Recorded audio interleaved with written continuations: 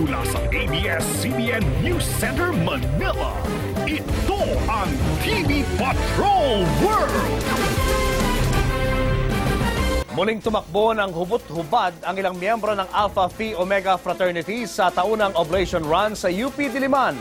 At sentro ng Oblation Run ngayong taon ang pagtutol sa charter change. Nagpapatrol, Ina Reformina. Maaga pa lamang marami nang naghintay para mapanood ang Oblation Run ng Alpha Phi Omega Fraternity kasabay ng kanilang ika-83 anibersaryo. Dakong alas 12 ng tanghali, sabay ng tugtog ng mga tambol, sinimulan ang pagtakbo.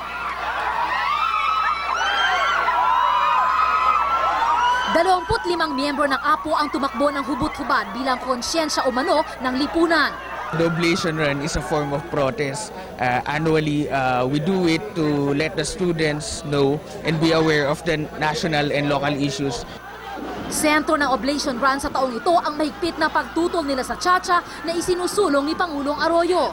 They say that it is an economic relief, but then again, it's for extending her term.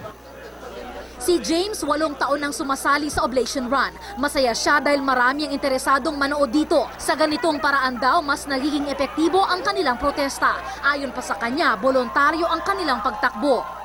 Kung naisip mong gusto mo yung i-voice out ng fraternity, so sumama ka sa takbo.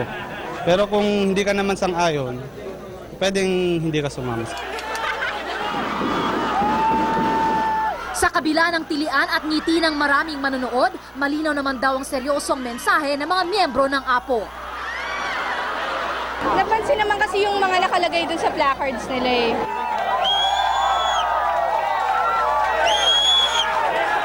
Gaya raw ng ginagawang pagbabantay ng rebulto ni Oble dito sa UP Diliman ay lagi silang magiging mapagmatyag at sa bawat taon daw nilang pagtakbo ay patuloy rin nilang hubaran ang iba-ibang isyu ng lipunan.